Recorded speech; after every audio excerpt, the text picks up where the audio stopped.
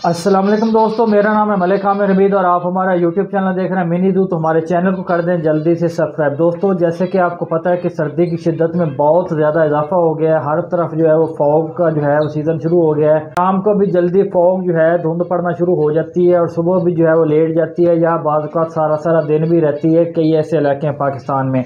तो इन दिनों में जो है आपको परिंदों की जो है वो पहले से ज़्यादा केयर करना पड़ती है, डबल केयर करना पड़ती है, ताकि वो बीमार ना हो, एक्सपायर ना हो। और अगर ब्रीड कर रहे हैं तो वो ब्रीड करते रहें, ब्रीडिंग में कोई प्रॉब्लम ना आए। तो मैं आपको आज की वीडियो में चंद एहतियाती तदाबीर बताऊंगा, विंटर केयर बताऊंगा, ताकि आपके परिंदे जो है वो सर्दी की शिद्दत से जो है वो महफूज रह सकें। तो आप कोशिश करेंगे जो भी आपको एहतियाती तदाबीर बताई जाए उन पर अमल करें ताकि आपका फ़ायदा हो सके। दोस्तों, आप लोग कहते हैं कि आपके बर्ड ब्रीड नहीं करते, तो आप सब के लिए मैंने जो है ये देखें एक जो है मिक्स पैकेट 1 kg का जो है वो तैयार किया है, जिसमें जो है हमारे पास खुश्क झींगा भी इसमें शामिल है, खुश्क झींगे का पाउडर भी शामिल है, केकड़े का पाउडर भी शामिल है, मछली का पाउडर भी शामिल है, उसके बाद समुद्री सिप्पी का पाउडर भी शामिल है और कटल फिश बोन का पाउडर भी शामिल है। तो ये सारा फार्मूला जो है हमने मिक्स कर दिया है, ताकि अगर आपके पास बर्ड्स कम है तो आप ये सारी आइटमें जो कि आप अलग-अलग बाय करते हैं एक ही पैकेट में जो है आपको मिल जाएं। आप अपने बर्ड्स को इस्तेमाल करवाएं और आपके बर्ड जो है वो अच्छी से अच्छी और ज़्यादा से ज़्यादा ब्रीड कर सकें। आप लोगों के साथ अक्सर ये मसला आता है, आप लोग मुझसे जो व्हाट्सएप पर जो है पूछते रहते हैं हमारे बर्ड्स ब्रीड नहीं कर रहे, अंडे फर्टाइल नहीं हो रहे, या कच्चे अंडे दे रहे हैं जो टूट जाते हैं, या अगर जो है फर्टाइल हो जाते हैं तो डेड एंड शेल हो जाते हैं, या अगर बच्चे निकल भी आते हैं तो 3-4 दिन बाद या हफ्ते बाद जो है बच्चे मर जाते हैं। तो बेसिकली उसकी वजह यह होती है कि आपके बर्ड में जो है कुछ जो है वो कमियां हो जाती हैं, जिनको जो है आप जो है अदर सोर्सेज से जो है वो पूरा कर सकते हैं। तो इसमें जो भी मैंने आपको चीज़ें बताई हैं सारी नेचुरल चीज़ें हैं, कोई लेबॉर्ट्री की बनी है कोई चीज़ नहीं है, कोई मेडिसिन नहीं है। आप जितना ज़्यादा अपने बर्ड को इस्तेमाल करवाएंगे उतना ज़्यादा आपको फ़ायदा होगा। आप इसको सॉफ्ट फूड पर इस्तेमाल करवाएं एग ब्रेड के साथ मिलाकर, आपके बर्ड्स की ब्रीड इंशाल्लाह ताला 6 से 7 अंडे बच्चों तक जो है वो पहुंच जाएगी।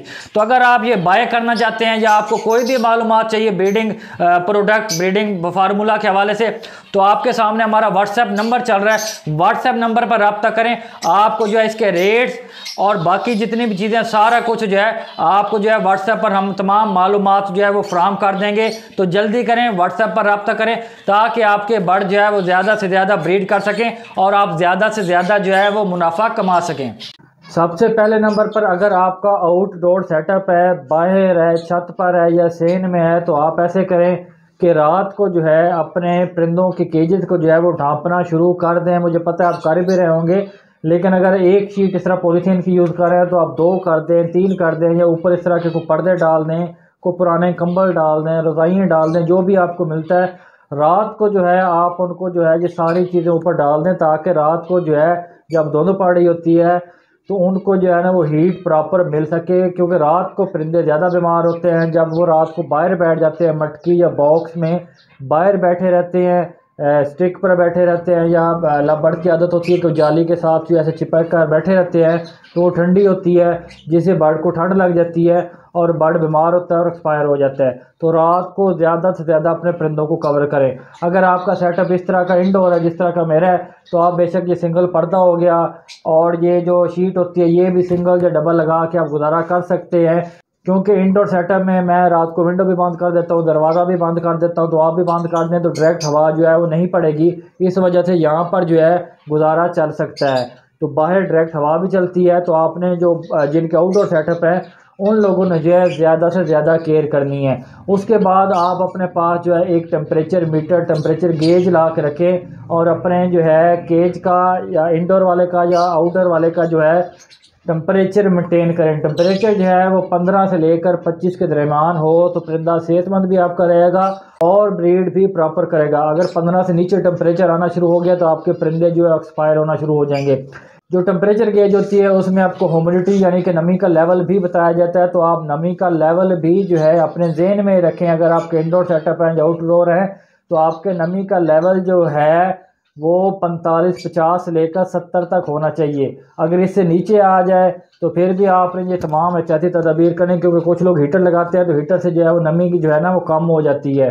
ऑक्सीजन की कमी भी हो सकती है। तो हीटर लगाने वाले हजरात जो है ख़ास तौर पर नमी पर और टेम्परेचर पर तवज्जो दें। जितनी मैंने नमी बताई है या टेम्परेचर बताया है, इससे अगर ऊपर नीचे हो जाए तो आप अपने हीटर को बंद कर दें और कोशिश करें गैस वाला हीटर ना इस्तेमाल करें, क्योंकि गैस चली जाती है और अगर आपको भूल गया और सुबह गैस आ गई तो आपके परिंदे जो है वो मर भी सकते हैं, जिस तरीके से इंसान मरते हैं। बिजली के हीटर मिलते हैं, वो इस्तेमाल करें अगर आप अफोर्ड कर सकते हैं। अदरवाइज कवर करके भी आप जो है अपने परिंदों के शेड का जो है टेम्परेचर मेंटेन कर सकते हैं। उसके बाद आप अपने परिंदों के जो केजेस हैं ना, उसमें जो स्टिक लगी होती हैं, अगर एक लगी है तो 2 लगा दें, 2 लगी है तो 3 लगा दें, 4 लगा दें। जब परिंदा बार बार मूव करेगा, एक जगह से दूसरी जगह उड़कर जाएगा, एक्सरसाइज करेगा, तो उसको ठंड नहीं लगेगी। अगर एक ही स्टिक होगी तो उसी पर बैठा रहेगा और उसको ठंड का जो असर जो है वो ज़्यादा होगा। तो जब उड़ता रहेगा तो उसकी एक्सरसाइज होती रहेगी और इस तरीके से भी उसको ठंड जो है कम लगेगी। उसके बाद आपने अपने जो ख़ास तौर पे लवबर्ड होते हैं जावा स्पैरो है, इसको नेस्टिंग मटेरियल जो है सर्दियों में ज़्यादा से ज़्यादा देना है। जितनी ज़्यादा ये नेस्टिंग करेंगे और इनके बच्चे भी आगे बचे रहेंगे। सर्दियों में जो है अंडे इसीलिए ज़्यादा अनफर्टाइल होते हैं कि हम लोग जो है नेस्टिंग मटीरियल पर तवज्जो नहीं देते, वो उनके पास कम होता है, जिस वजह से जो है अंडे फर्टाइल ही नहीं होते और अगर फर्टाइल हो जाए बच्चे निकल आए तो बच्चे जो है ठंड की वजह से मर जाते हैं। तो आप जो होता है जावा का नेस्टिंग मटेरियल वो ज़्यादा से ज़्यादा कर दें। और जो लवबर्ड का होता है अमूमी तौर पर ये जो है ये लकड़ी का जो बरादा होता है वो यूज़ किया जाता है, तो उसकी मकदार को बढ़ा दें ताकि इनको जो है प्रॉपर हीट मिलती रहे जब ये बॉक्स में बैठें, ताकि परिंदों को और परिंदों के बच्चों को जो है वो प्रॉपर हीट मिलती रहे और वो अच्छे तरीके से बड़े हो सकें, सेल्फ हो सकें और आपके परिंदे भी हर तरह की बीमारी से जो है वो महफूज रह सकें।